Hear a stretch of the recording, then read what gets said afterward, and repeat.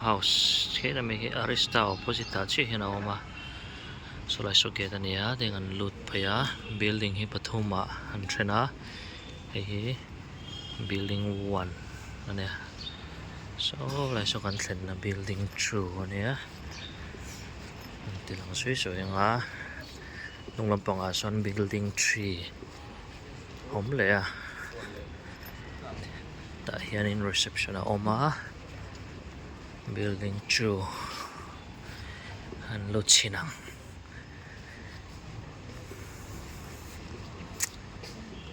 chuan tlai hi reception ania chuan tlai hi chuaina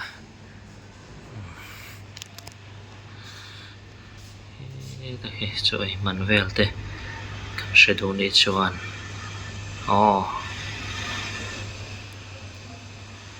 chuan ta hianin a thlen manate chhir the emaw booking hi aizola secretariat a GAD a ti masak vek tur ania heta hian a hmuna hian ati chop thei lo ani GAD a khanin secretariat a khan booking kha ti fela ti chuan ta hianin kan room tur vela kha lo ti fela kan zuk chu kan zuk lut ta mai ni Mizoram house Guwahati này á có lẽ của Luna building 2 nia building 2 room number 3 kan klinga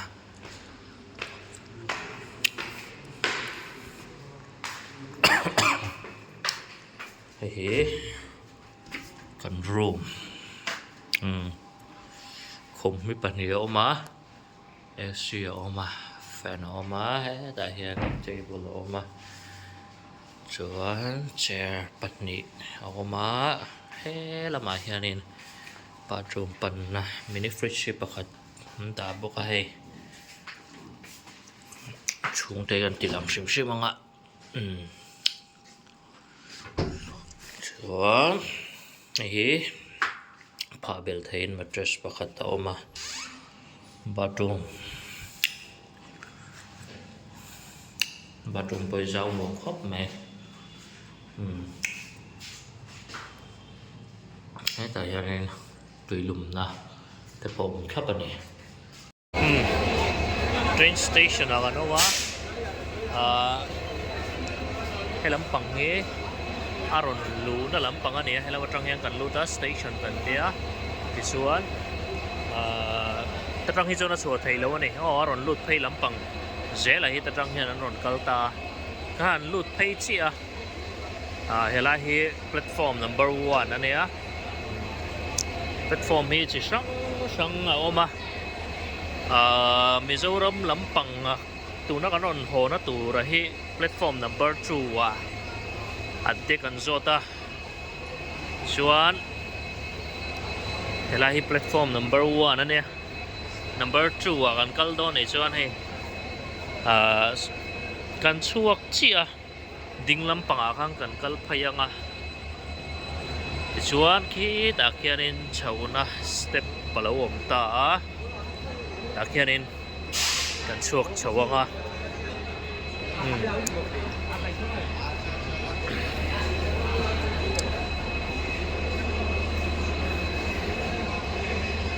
ta hian step a hian kan chawanga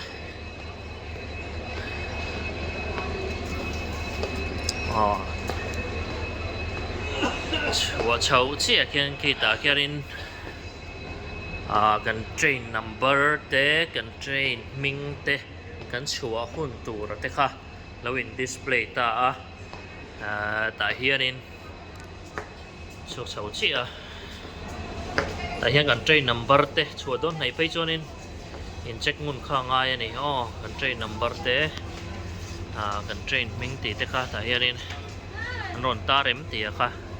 kan en reng don nia ti chuan helama kan phei hian platform number 2 lampang pan na kha kan chuk chho chi step a khanin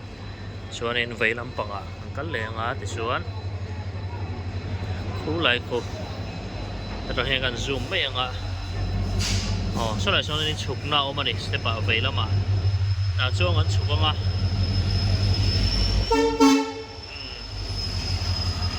cú lại muốn khúc cái tiếng cái lại train phần này thì qua là đinh ta áp biển rồi cú là cú platform number 2 chu này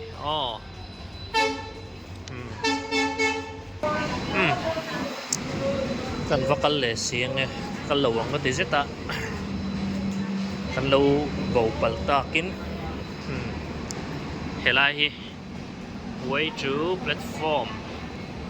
number 2 and 3 ta hianin platform 2 le 3 kan train kha aron ding don ani ka chon ta hian kan chuk thlamai don ani chuan chaw ta piala ma chuanin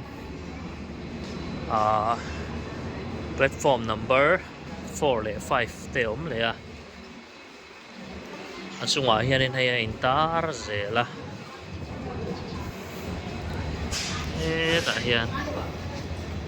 hei hi platform number 4 and 5 kan train ron din na tur platform a kha a intar zela kan train chu na tur kha platform number 4 le 5 a khoi mo zok zok aron ding don ani kha chuanin heta hianin kan chuk thlamai don ani chuan a pia hianin 6 and 7 a om le a platform 6 le 7 a om le a helai hi 6 le 7 kan platform number kha ni chuanin kan phei le deuh wang wang anga chunga intar hi kan en zelanga 6 le 7 na in zia huna khanin kan chuk mai don ani te chuan he ta hianin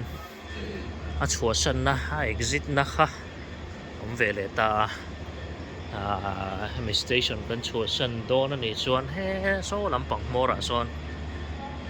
chuk thlak na tiếng lai kong chuk thla sok step chuk thla sok oma ta song kan chuk thanga kan chuk mấy don này ani lo chuan kan platform kan train ron din na tur platform a kha uluk takin kan enanga aron thlen don nei lampanga te hian platform ti danglam thut thut te hi om thina chu wang chuanin na china kan ron til lan tak platform number 2 pan chho na step top sia kan train number te aron show hun tur aron display a kha ron tar lana kha check vereng angai don ani kan check vereng anga ne kan let phei le wang wanga platform number 2 kan ngak le don ni ke ni chuan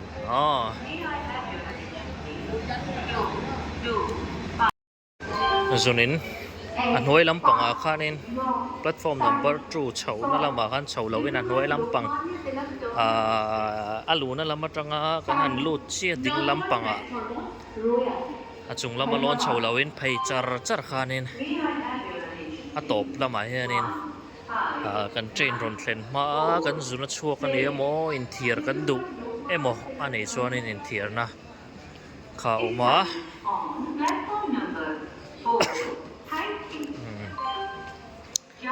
zun man cheng song ania ek man cheng song ni ani ek trâu pon som ni bak choi thon lo thi na ni che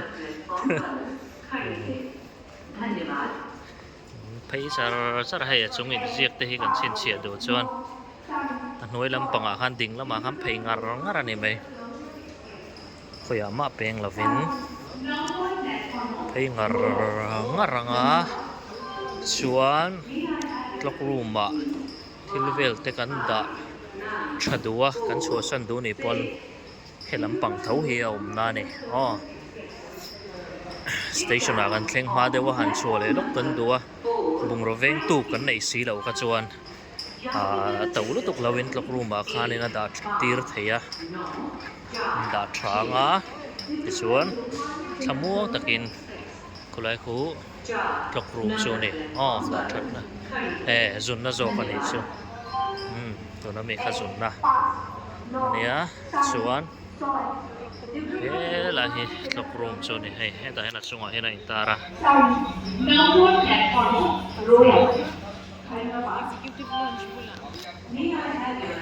executive launch bula ani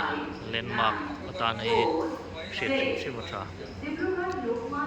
tlai hi tlok room ania aman vel ta hena insiaka lo shed do chuan tlai hi chung da that na ni ni dam poran da thame ka bula hian executive lunch ti omani chu chuan zun na khan kan let le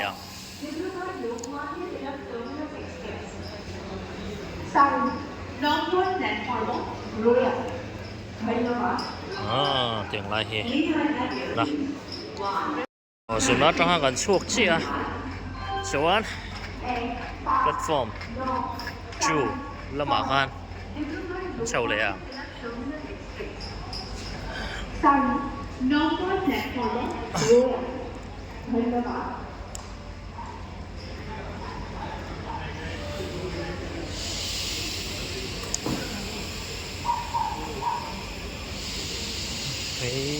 dễ lắm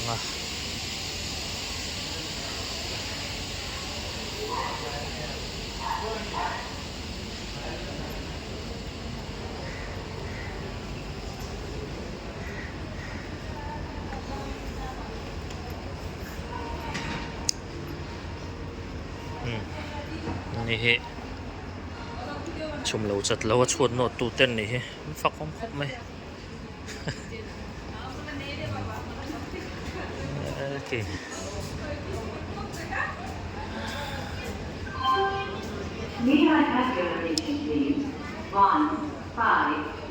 darkar thum vel zen zon chu thei matakin kan train kan lo mak to mon dang han len kwal vel kha kan pe chi to si lo station chu tây cua gần tây cua mày này number platform पर खड़ी है धन्यवाद 596 डिब्रूगढ़ लोकमान्य Tilak terminal express सारी 9 platform road धन्यवाद May I have your attention please? 159 vai hậu thiếu rồi hi buổi thạc á mày ôm ạ khơi áng nghe chút chút phèn đâu đâu hi ôm mà xe số là mà số tạ số là mà tí về bác hiện mình hiện sang bác lâu à lấy step sâu này hi platform 2 te 3 te 4 te 5 te 6 7 platform car number 7 thế ngộ mà chung rong rong pan chậu nó tụt chu nè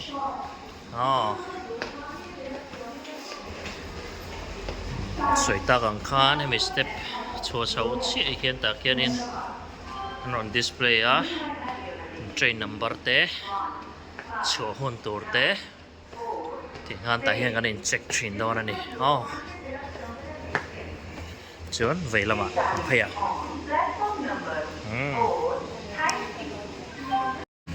Jorom lampang an pan le me ka nei suren hau nei an chu hawa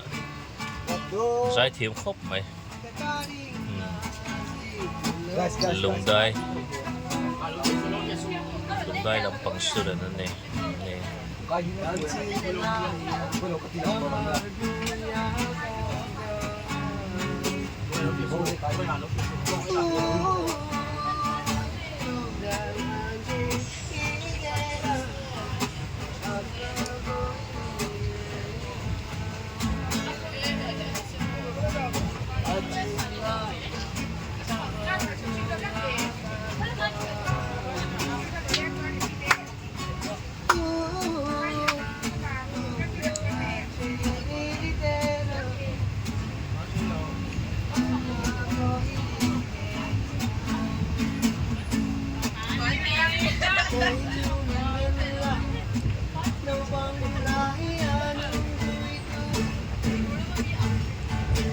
lang ro ko ilo lagi na karon upload ang mo in lawin and do so rin saksuok pasal tra ati ka ilaw subscribe doon niya saksuok pasal tra